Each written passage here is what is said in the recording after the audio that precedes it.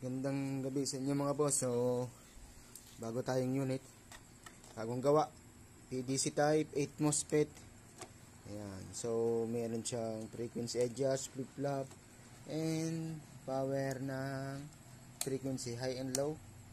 Tapos meron siyang switch din ang flip-flop kung gustong gumamit or ayaw. Sa testing natin naka-low yung frequency, nakasagad ng low, saka naka-low din yung toggle switch yung. Ayan. Ito muna natin yung flip-flop. Ayan. Naka-low siya mga boss. I-high natin yung dahan-dahan natin adjust yung frequency. Ayan.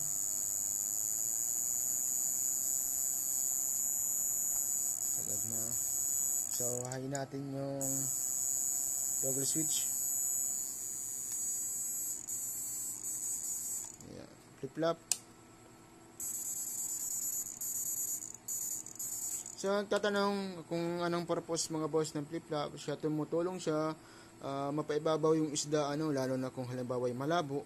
Hindi ka mahihirapan mangapa sa ilalim ng tubig. So, lilitaw siya bago siya mamatay. Mga boss?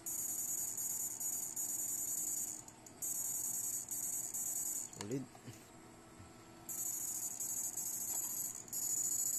Ito natin yung frequency. Yan. So, kayo na lang magtitimpla mga boss kung gusto niyo mas tumipid sa kain ng battery. So, pwede niyo adjust. Ayan. High natin. Kung mas malakas pa yung kuryente ang gusto niyo, pwede niyo i-adjust na mga boss.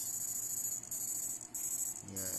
Sa mga gusto pa magpagawa ng PDC type, PM lang po kayo mga boss. Made to order po tayo. Payment first before unit, free shipping, nationwide. Available din mga boss sa akin yung contact point, IGBT, and transformer type 3 ampere, 5 ampere. Yan. Sa mga gusto pong magpagawa. Yan. Bagalin natin yung flip-top.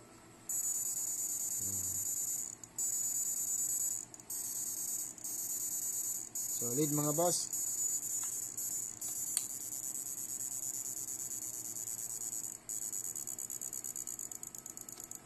Low.